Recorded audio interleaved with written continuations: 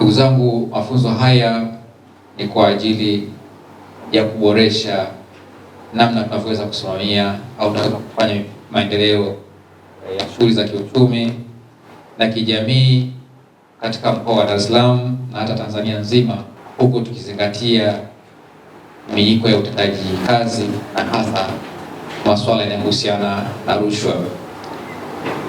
Sisi wote ni watendaji na kila siku tunajitoa kuwahudumia wananchi kwenye ofisi zetu. Katika kutekeleza hilo, tunawajibika kufanya kazi zetu kwa kuzingatia misingi halali ya utendaji kazi kama ilivyotajwa katika sheria na kanuni mbalimbali zinazoongoza ofisi zetu tunazofanyia kazi kila siku katika halmashauri na katika ngazi ya mkoa. Ndugu zangu, shughuli za maendeleo katika mkoa na hata katika taifa zinaendelea kuboreka kwa maana ya kuwa bora zaidi, zinaendelea kuimarika na hivyo kuhitaji maarifa mapya.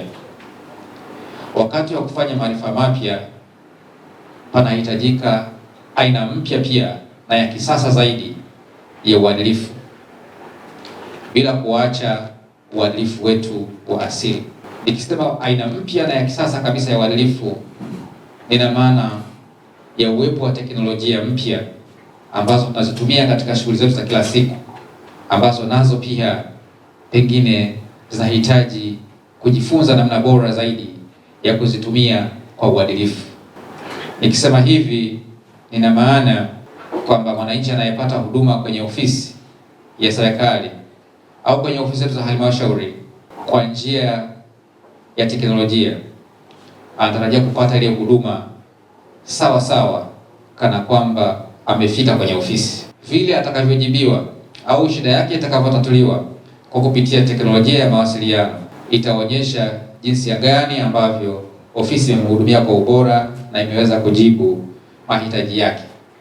Ni kwa muktadha huo naendelea kusisitiza kwamba bado upo umuhimu wa kujifunza aina mpya bora zaidi ya kusimamia huduma zetu au kutoa huduma zetu kwa kuzingatia ujio wa teknolojia mpya.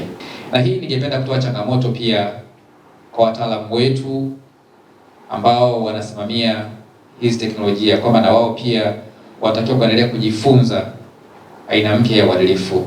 Aina mpya ya uadilifu inakwenda kwa matumizi ya vitu vinavyotunza siri za serikali, vinaharakisha huduma, lakini huduma zile zinawafikia wananchi wetu kwa njia ya staha bila kuathiri ubora wa huduma inayotolewa. Mafunzo haya yanakuja kama chachu ya kuamsha fikra zetu za siku zote ili sasa tuendane na hali ya sasa bila kuacha maarifa ya siku za nyuma. Ziko baadhi ya nchi duniani ukienda wanaheshimu na kukubali sheria pengine kuliko sisi hapa tunavyoweza kuwa tulivyokuwa na imani kali au imani thabiti za dini zetu. Tujifunze vema kwenye nafasi hii ambayo tumeipata, tuone jinsi ya kutumia maarifa yetu kuhakikisha kwamba tunazingatia taratibu na sheria kwa ubora na kwa umahiri zaidi katika kuwatumikia wananchi kwenye mkoa wa Dar es Salaam na kwenye halmashauri ya Ubungo kama eneo maalum.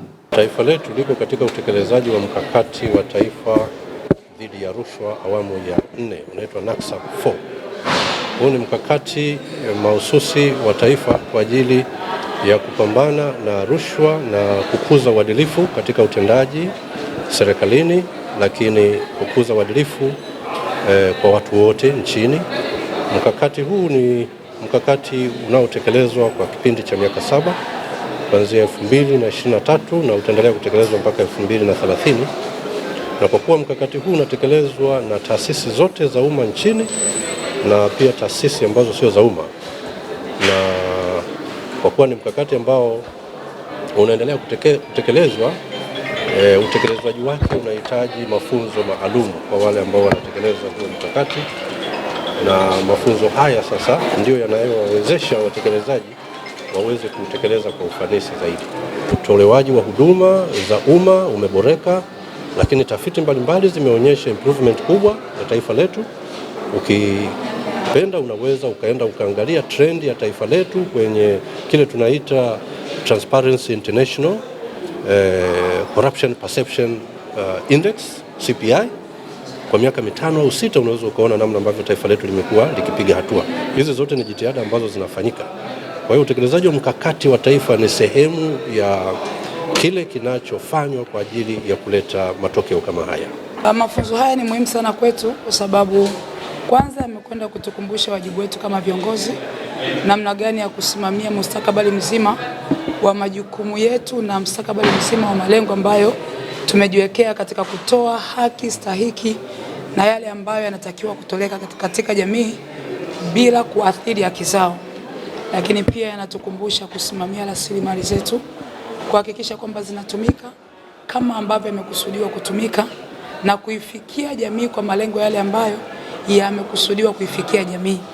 Lakini pia imetukumbusha sisi kama watumishi wa umma kufuata maadili ambayo tumewekewa na tumeyasaini katika mikataba yetu katika kuhakikisha kwamba jamii inapata haki yake bila kuona kwamba inaonewa au inatakiwa kufanya kitu fulani ili kuweza kupata haki zake.